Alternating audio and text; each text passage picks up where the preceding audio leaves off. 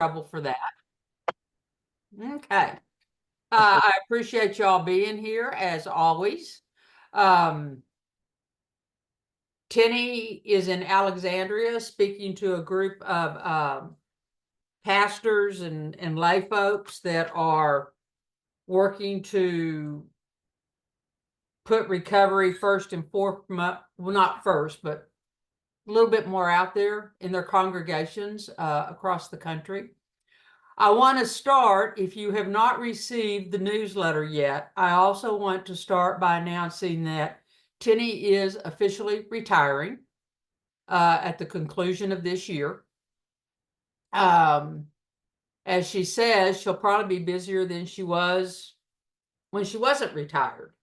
What I want to say to that is she will be and committed to doing the facilitating these last two intensives, one in October, one in November. If you have a personal desire to do some more work with Tennie, or you know somebody that has chosen not to participate in an intensive yet, I would highly encourage them to. Those of us that have worked with Tennie, we know what a treasure she is and what a golden opportunity is to work with her. That said, I also want to put out there that even though she is retiring, what part of the goal is to give her greater flexibility.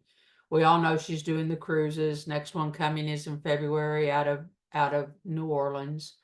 But she's also allowing herself to be open to, if maybe you have a group that you want to put together and her come work with them, of course it'll be at a price.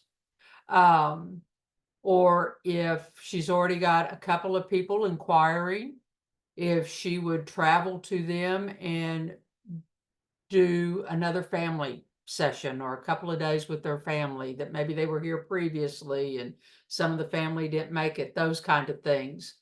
So she's open to doing those things. The key is she can do it by her choosing. So if you know of anybody that falls into those ranks or those categories, or you have an idea or a thought, let me know. She's very open to speaking engagements.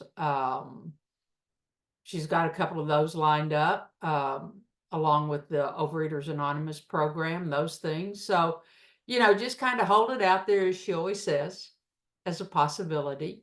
But we're working to be able to manage her energy levels a little bit more efficiently, if you will. We all know she's not one to sit still.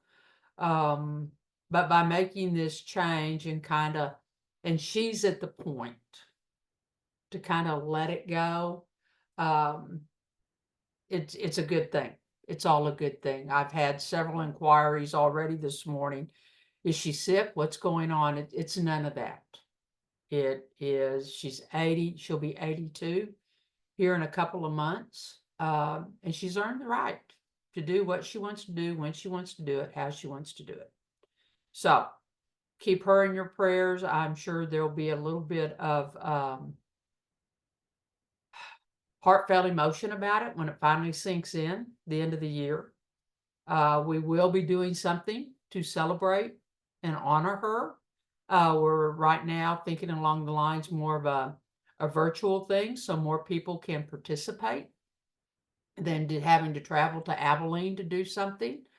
But I'll keep you informed of those events as they kind of come a little bit more into focus for us. The other thing I've been asked, why are we telling people now and not holding it to the end of the year? My thought on that simply was this, and it is a selfish one. I didn't want the pushback from anybody. Well, had I known she was retiring, I would have sent my husband to the intensive, or I would have come done another intensive. Frankly, I didn't want the pushback. So that was the other impetus of us going ahead and announcing her retirement in September, even though it's not going to be effective until the end of the year and the end of December. So if you'll spread that word to people, I would appreciate it. And yeah, it's all good. It's all good, and it's all in God's timing. So that said, yes, Jeff. The last two intensives, how many people are you going to have in them? Are those going to fill up pretty fast? I'm hoping they do from one side of it. But we will keep it open to 8 and not limit it to the 6.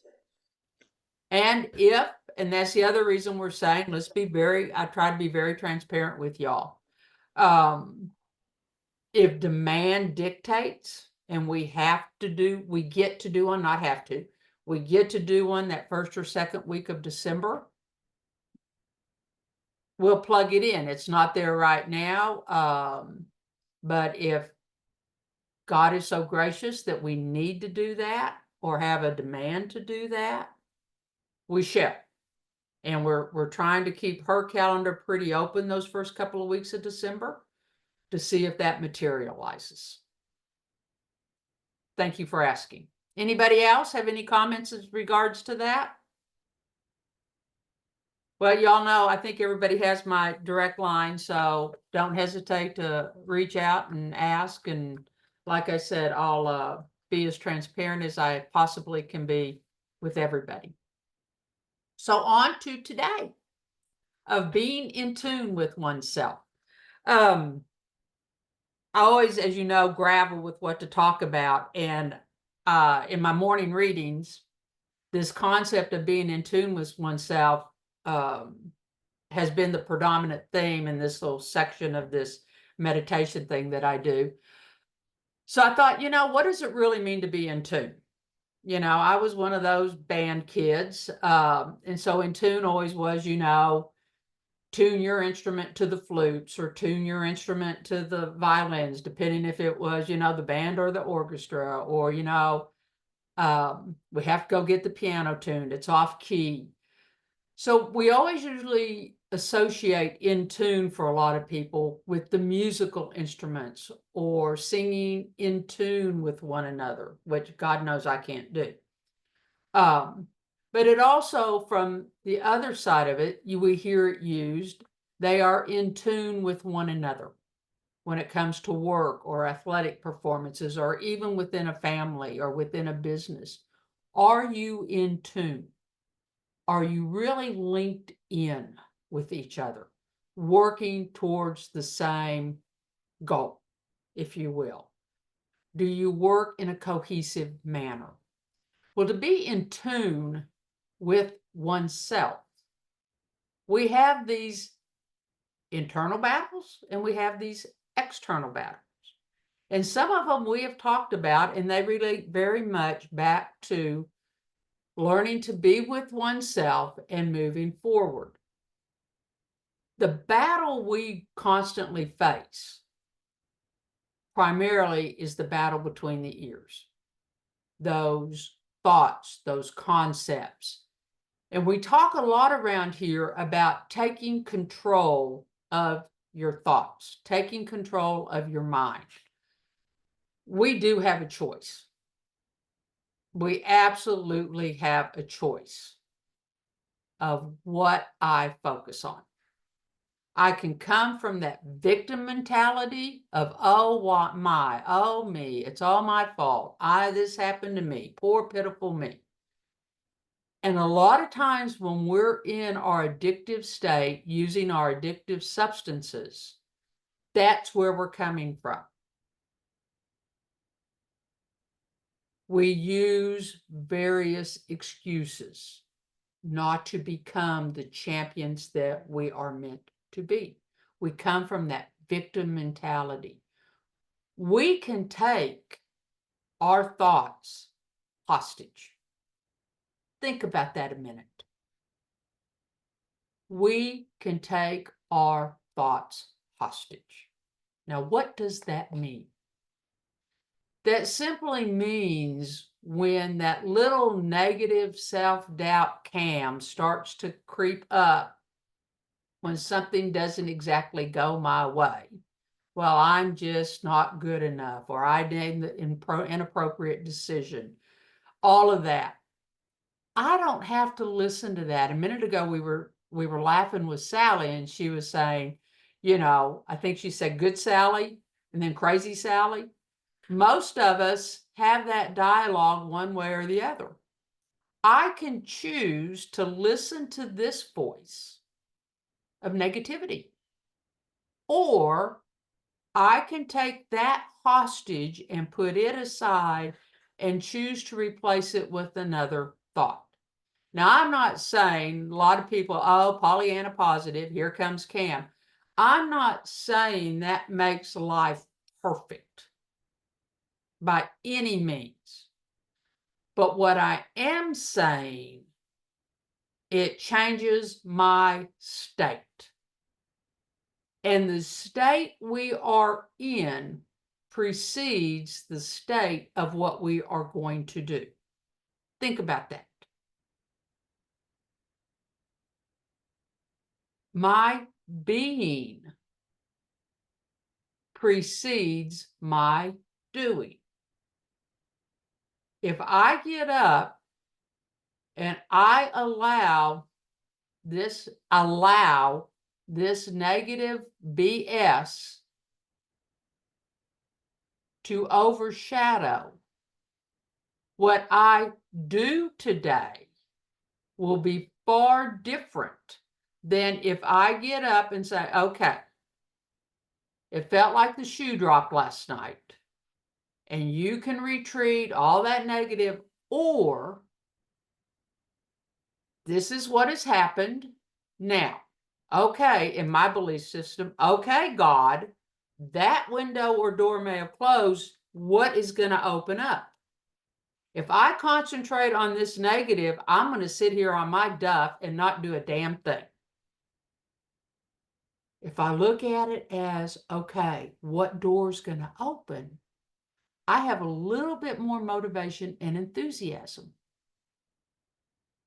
My being dictates my doing. And it can be just a minimalistic thought that might race through.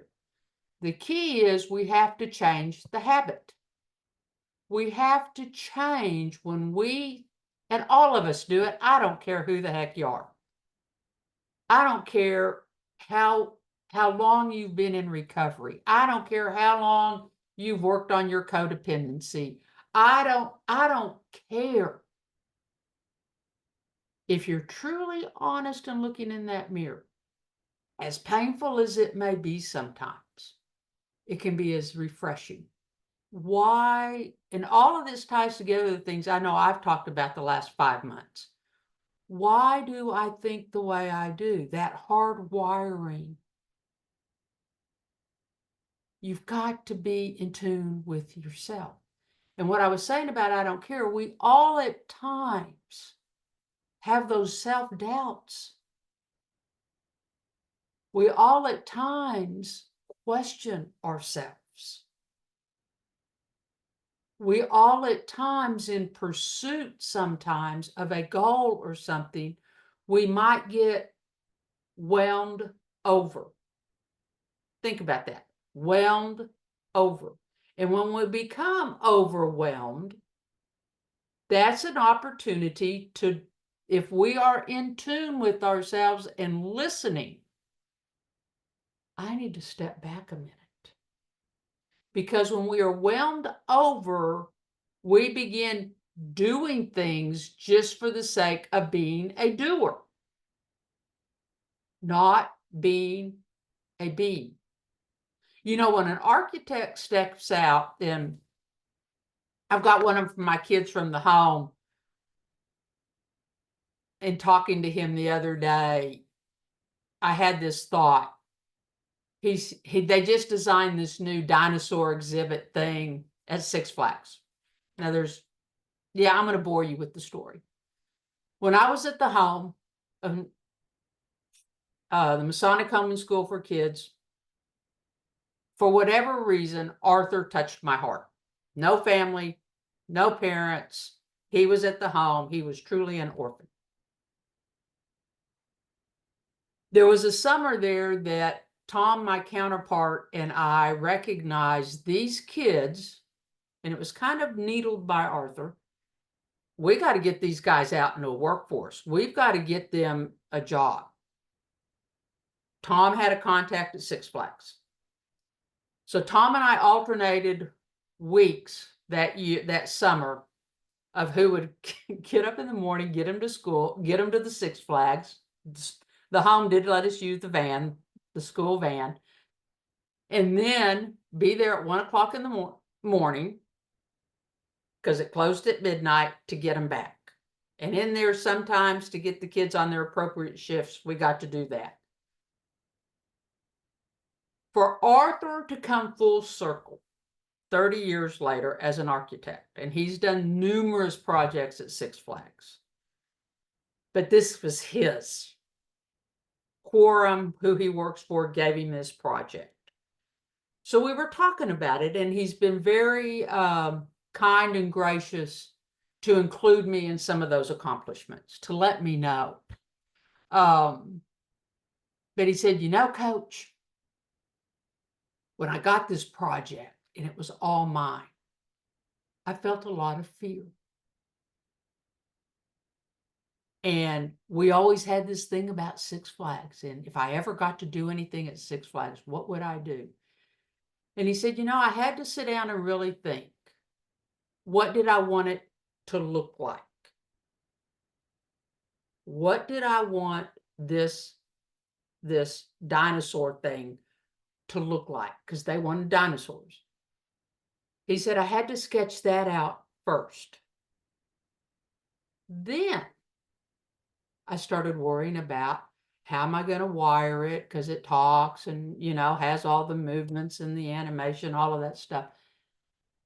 I had to backtrack.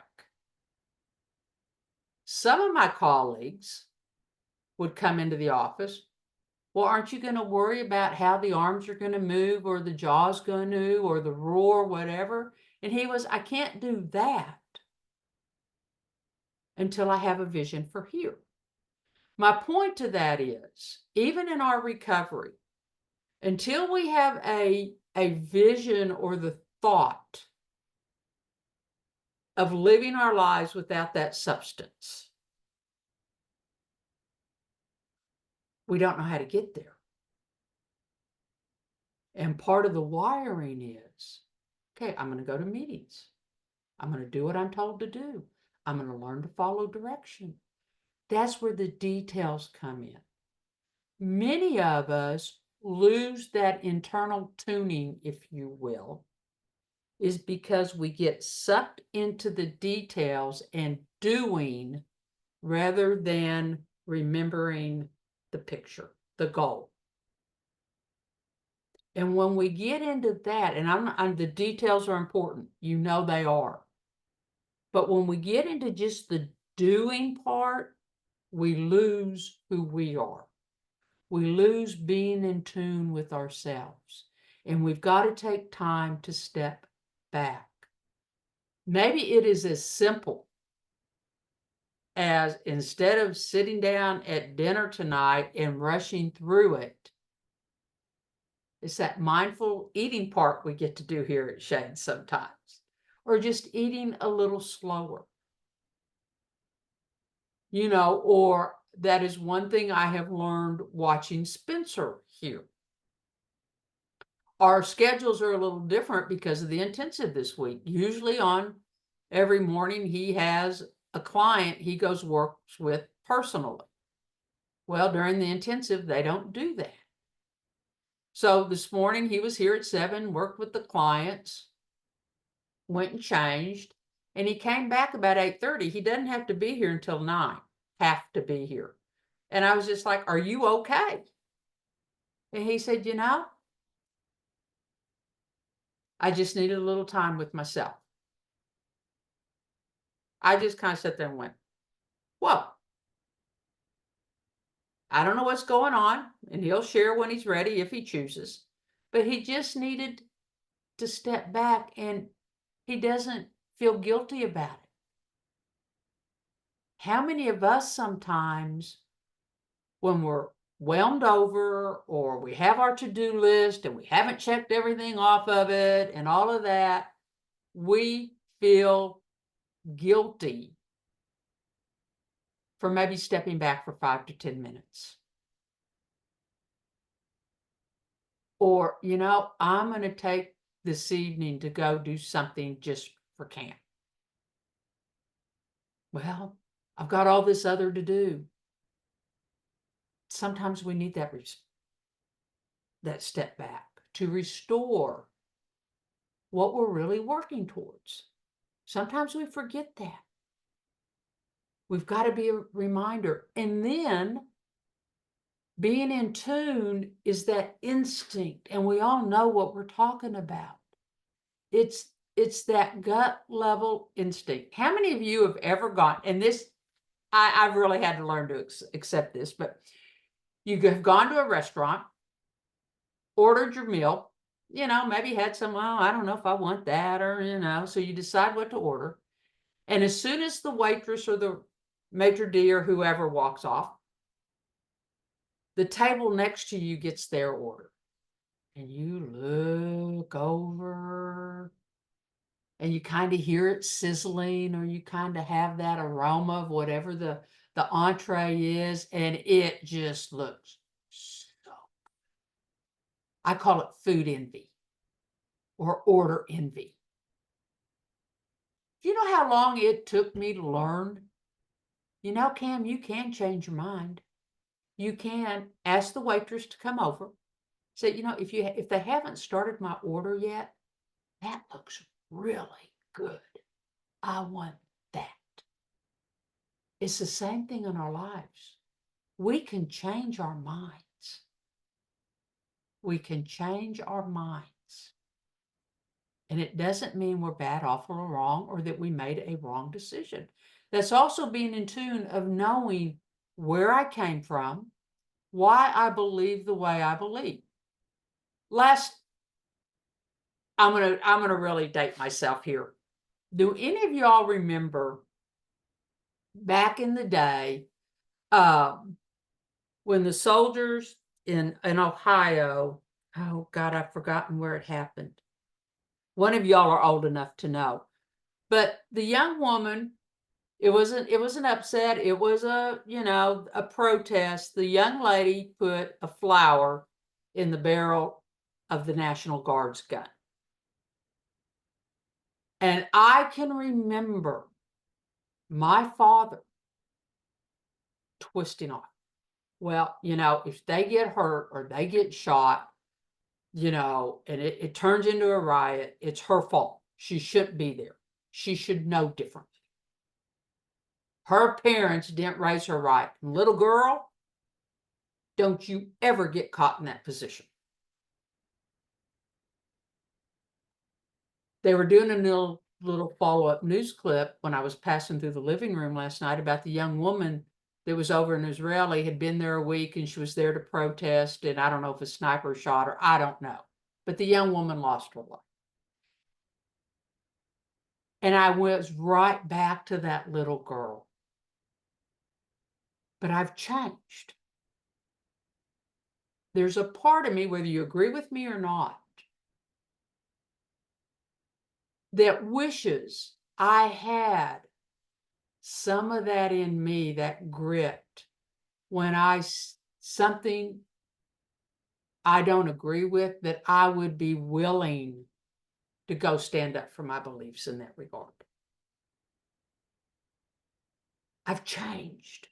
I've changed my viewpoint from that hard wiring. It's more truer to myself. Do y'all remember back, and this was another one, and it kind of gives you an insight of what I grew up in.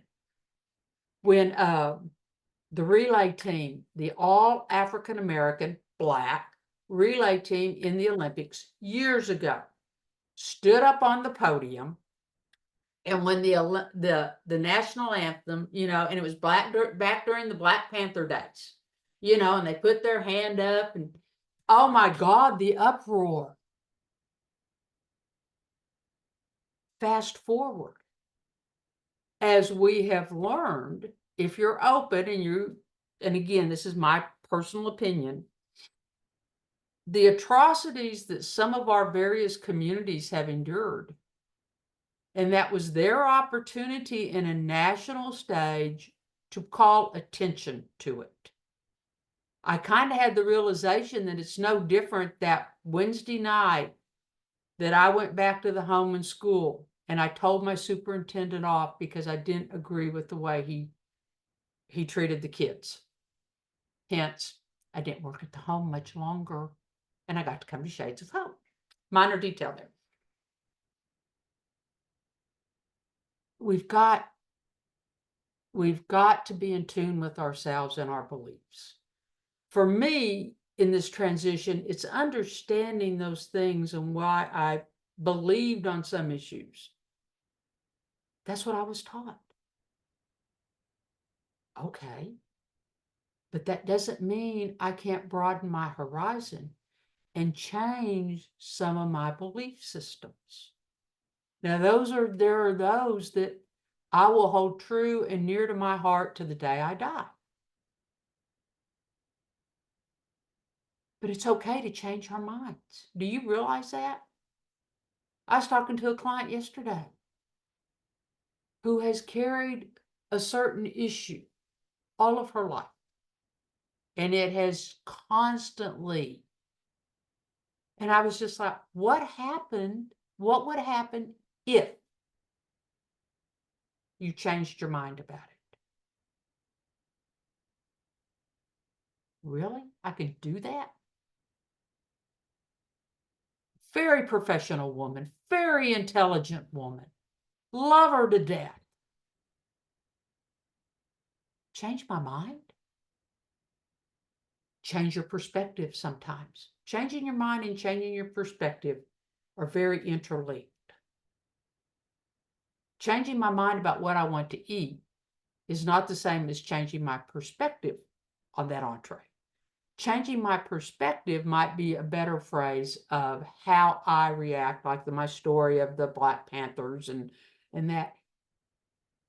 But it's still changing. It's like right now, we are at Shades in an immense moment of change. Our matriarch is stepping away. And I know how it affects me. I'm very attuned to that. But I'm finding it very interesting to watch Kim's reaction, Karen's reaction, Christy's reaction, and that shift. And it's the difference of perceptions. It's the difference of perceptions. And sometimes if we just change that perception, a whole new world can open up. That's part of being in tune with yourself. Looking in that mirror, back to that. I have habits that have developed over the last 4 years that are not good for me. They're not. I have a choice to make. I can continue down those roads with those habits, or I can make a change. It rests with me, not with anybody externally. And that's the hard thing to accept. It rests with me. Being in tune also means facing those realities of the things I do and the things I choose to do every day. What's the long-term effect? What's the long-term effect on me? I have gotten out of the habit of doing certain things for whatever reason. Doesn't matter. But that's where sometimes looking in that mirror can be a painful, cold reality check. But if we're not willing to do that, we are working against that dinosaur that Arthur's building, that goal. Because it's not moving me. You know, I have evidently it hasn't been a desperate desire, but I was kind of confronted with it in the grocery store the other day, of all places. And I saw this friend of mine whose grandchild was in from Utah. And we just happened to run into each other. And we all know I'm a little older mother. And she was playing with her grandchild or whatever. And you talk about a backhanded across the face, she goes, "You know, Cam, you're not as young as I am. You might think about how you're taking care of yourself. You're not looking too good, honey. It may be 2 years, 3 years, 5 years, God knows when I'm blessed with a grandchild. But you know, Cam, I mean, didn't mean anything, but and to know her, I was just like, oh my God. You know, girl, and she kind of did that up and down and kind of, my hair was you asked if I'd gotten a haircut out. I mean, I didn't look good. I didn't. And I wanted my immediate thought process was to respond with, well, I've been out mowing, I've been, but I just sat with it. It wasn't about having been out mowing or whatever. It was a reality. That's what I mean, looking in the mirror and being in tune.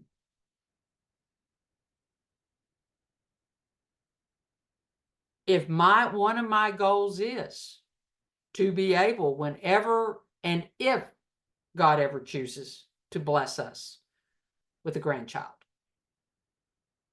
I better get my act together. I'm 67. Not that that's old, but hell, it doesn't take much to. So you better get over it and. Or I'm going to be sitting in a, rocking chair with a little kid running around and not be able to get up and play with them. And God knows I want to get up and play with them. I want to play tackle football with them. I want to get on my knees and play knee football with them. I want to be able to do those things again. Well, now is the time to start.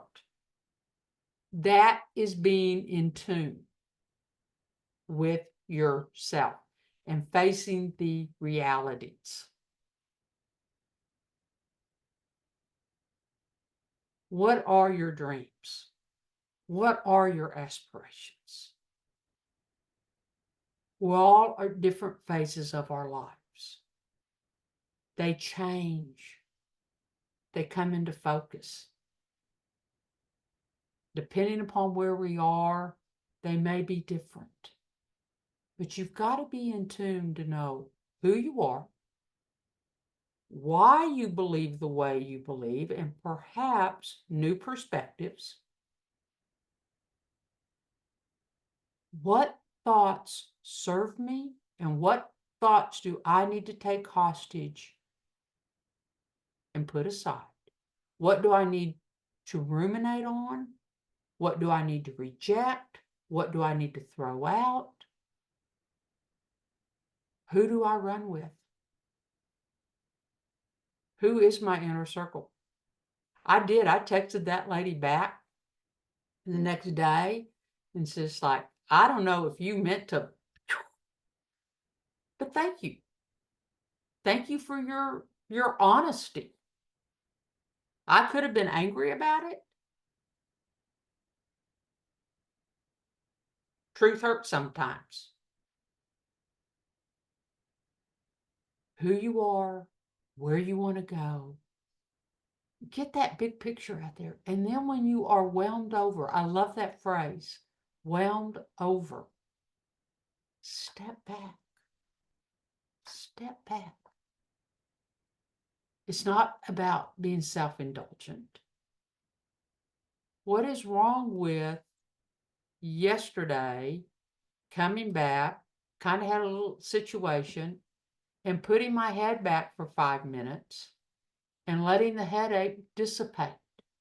Anybody that walked by probably would have thought, lazy ass, sitting there with her head and her eyes closed. I don't need to worry about their opinion. There are two opinions I need to worry about. The one I have of myself, being in tune with myself.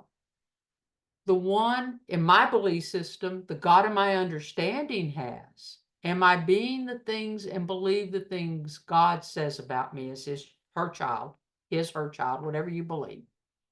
Yes. Do I have a significant other whose opinion matters? Yes. But the key is I don't put that opinion over the opinion of myself or the opinion of my God. So if they walk by and I've got my head back, okay, who cares? And again, that's into that codependency realm that we talk about. Worrying about what others think, worrying about this, doing things that aren't aligned, not about being selfish, but doing things that aren't aligned with my value system. Doing things that aren't aligned with where I want to go. Look down your to-do list. Look down your to-do list. How many of those things on that list are propelling you to your dreams, goals, and belief systems? Like Deb talking about getting up at 5:30 this morning to help your 89-year-old mother stuff bags for the homeless. That's priceless. But at 89, I would make up her, and it's probably been her entire life, is caring and having a heart and compassion for those less fortunate. That aligns with her belief system and who she is. And she doesn't do it to get all the accolades back. She does it because that's who she is. She is in tune with herself. Deb just gets to go help speed up the process a little bit while she's down there. Awesome. But on your to-do list, look at it today or for the week. Is that a distraction? I don't know about you, but sometimes when I'm putting off doing something I need to do, I love the distractions because I can do what? I can blame the distraction for not getting it done. And the whole time I'm doing something else over here that's a distraction, I'm thinking about, oh my God, I got to go do that. And I end up spending more time worrying about getting it done than just sitting my derriere down or going over and doing it. I get focused on, oh, I hate to do that. It's going to be and I lose sight, again, this thought paradigm. Man, I'm going to feel so good when I get that door put back up on my storage building that's been off for the last 8 weeks. Not that it's going to be hard. I've just put off doing it. And every time I drive up to the house, what do I see? And I kind of, it's simple, it weighs on me, but dadgummit, like Nike, one of the greatest sales taglines. Just do it. In my mind, I add to be done with it. Just do it and be done with it. And it'll probably take me all of 20 to 30 minutes to do it. But how much time have I spent talking about things we've talked about in the past in this space, thinking about it instead of just getting the drill out, getting the screws, getting the wood glue, and just doing it.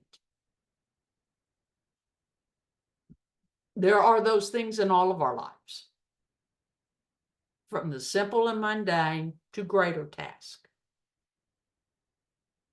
Again, being in tune, that instinctive part of ourselves. The hard thing for me, and I'm still miring through this, if you will, is what is my own self-will and fantasies or wants, and what is really instinctive. You know what I'm saying? Is that whisper in my heart, is that really my God talking to me? Or is it that other, Cam, this is what you need, this is what you should? Or is it really God saying, Cam, you're really being led in this direction? Or am I forcing it? That to me, right now, my life is the conflict. And until I get that resolved, knowing one's purpose, they just keep pushing. Knowing your purpose, being in tune with yourself.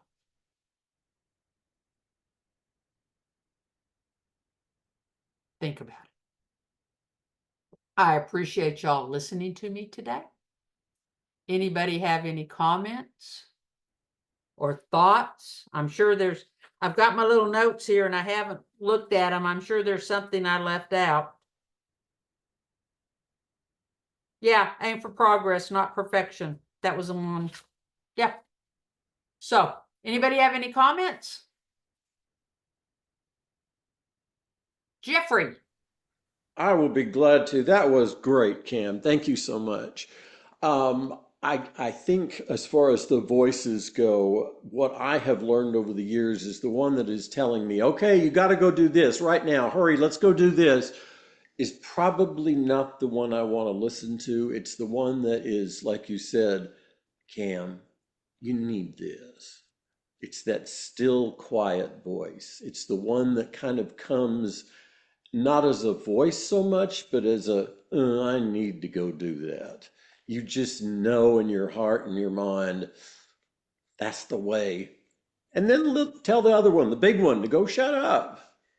Yeah. But you're right. You're right. Thank you so much. That was terrific. Thank you, sir. Anybody else? Cam, Neil here. Hey, Neil, how are you, sir? I'm doing very well, thank you. Wow, just listening to you really, really resonated with me. And as I was listening to you, I was jotting down notes, okay? And if I can just share that with you, Please. because it was kind of coming out of me as you were speaking. Anyway, I started out to be in tune with oneself in the present, not the past or the future, but mindfulness of the present. My control is only at this moment. Knowing this is true stabilizes my current state. And as a result, I have less anxiety, less fear. It comes down. And I found this so true in doing the work through the 12-step programs. And it changes my position internally. And it helps me to let go of my past. And I discovered about my past, I had to fully explore it to understand my traumas, to understand my pain and my dysfunctional traits, as I call them. It wasn't until I did some of this work that I came to realize how trapped I was in the past and my thinking was hardwired into a dysfunctional survival mode. This state, in turn, then fed my addictions, which includes alcohol and food. Those are the two primaries. I have others. Once I started to realize this, I started to understand why I was doing things that went against what I wanted. And slowly the walls started to come down, a greater clarity started to come to life. And I discovered I had a free will that was not controlled anymore by my past, but I had a free will to choose the voice I wanted to listen to. And I had to, in doing that, I had to also look at all my emotions, my feelings in relationship to my present reality, not the past and not the future, but right now, and not react in the present, which was unfortunately was based on my past. So I've come to this resolution of my past and slowly have allowed it to let it go. And in letting go, the freedom of choice becomes greater to me. And it's, I don't know, you hit the nail on the head when you said in tune with the present, mindfulness. That's all I have control over. Is like, i.e. right now, me just talking to you and sharing with you. Anyway, thanks, Cam. I really appreciate it. It really sparked a lot of stuff in me. Thank you. Thank you, sir. I appreciate you sharing, and I appreciate you being here. I always enjoy your pearls of wisdom. Thank you, sir. Anybody else? Okie dokie. I appreciate again y'all being here. Have a blessed week. If you do have any words that you want to share with Tennie, you can email them to me. You can mail them to the Shades of Folk mail, cards, whatever. Like I said, we will, as things kind of clear up and crystallize a little bit, what we're going to do to honor her life's work. Not that she's stepping aside entirely. She is very purposeful to make sure that message is heard. But we'll keep you apprised of that. God bless you. Thank you for being here. Be in tune. Be in tune. God bless.